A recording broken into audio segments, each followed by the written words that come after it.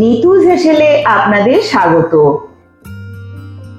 এত ব্যস্ত সময়ে মাছের কাঁটা বেটে খাওয়ার সময় নেই, তো চিংড়ি মাছটা সকলেরই খুব পছন্দের। সেই জন্য ভাবলাম চিংড়ি মাছ দিয়েই একটা ইউনিক কিছু তৈরি করা যাক। আমি এখানে চিংড়ি মাছের মধ্যে দিয়ে দিচ্ছি পরিমাণ মতো লবণ আর অল্প একটু হলুদ গুঁড়ো। এবারে মাছটাকে আমি একটু ম্যারিনেট করার জন্য 1 চামচ পোস্ত বাটা,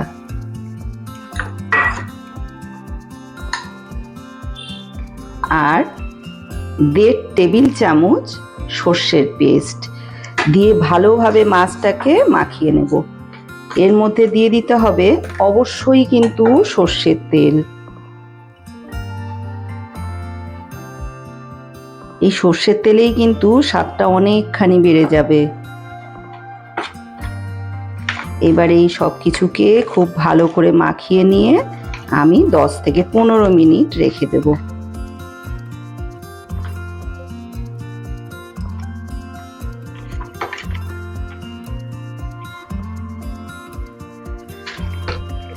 চিংড়িগুলোকে এই পুঁই পাতা দিয়ে আমি ভাপা বানাবো, সেই কারণে এই যে পাতার উপরের এই শিরাটাকে না, এইটাকে একটু ফেলে দেব, তাহলে পাতাটা মোড়াতে কিন্তু খুব সুবিধা হবে।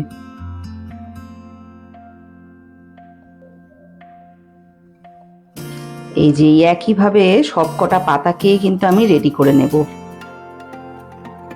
এরকম 2-3টে পাতাকে এরকম পাতিয়ে নেব। প্রথমে আমি মাছটা আমার একটু বড় সাইজের মাছ, তো সেই জন্য একটু মোড়াতে যে কটা পাতার প্রয়োজন আপনাদের সে কটা আপনারা দিয়ে নেবেন।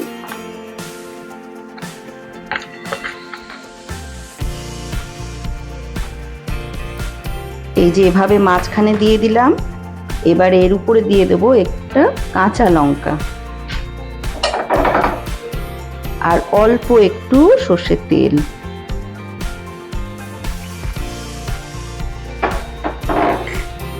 এইবারে এইটাকে এইভাবে আমি মুড়িয়ে নেব।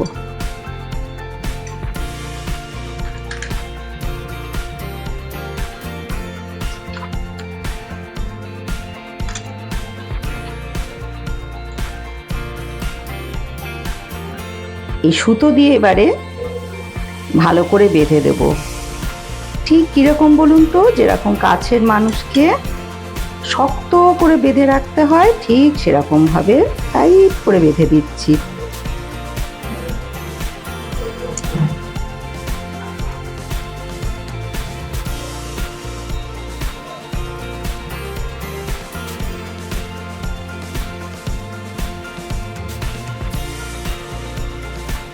দু চামচ সর্ষের তেল দিয়ে দিতে হবে।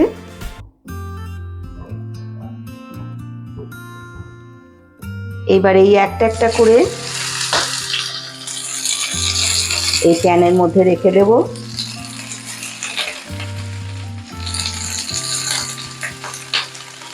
দিয়ে একটু ঢাকা দিয়ে দেব।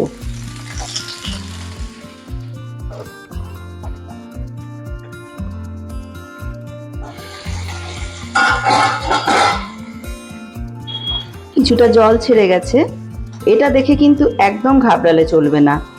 এই যে জলটা বেরিয়েছে এটাতেই কিন্তু ভাপে ভাপে মাছটা অনেকখানি কুক হয়ে যাবে।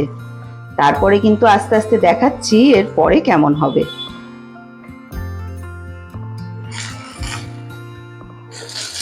এই যে একটা পিঠ এরকম লাল হয়ে গেছে, এই যে উল্টে দিলাম। এই ঠিক সব কটাকে এরকম উল্টে দিয়ে উল্টো পিঠটাকেও এরকম লাল করে ভেজে নিলেই কিন্তু রেডি হয়ে যাবে। আমি উল্টে দিচ্ছি সব কটাকেই।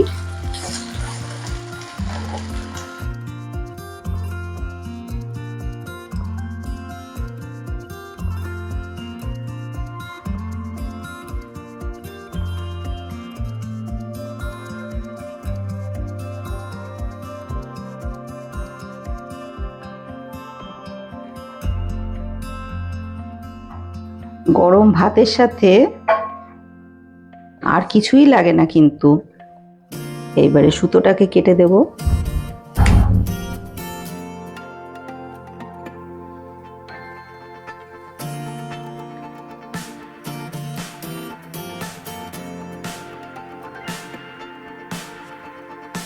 খুলে দেখাই, দেখুন কতটা মজার হয়েছে।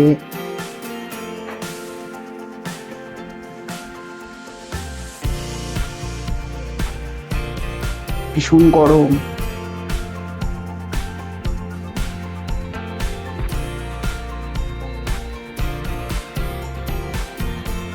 উহ,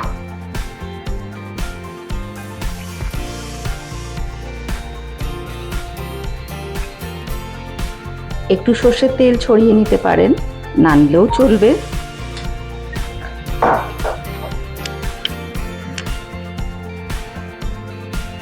এখন কি সুন্দর পাতাগুলো কুক হয়ে গেছে, মাছগুলোও কি সুন্দর কুক হয়ে গেছে, খেতে কিন্তু দুর্দান্ত স্বাদ।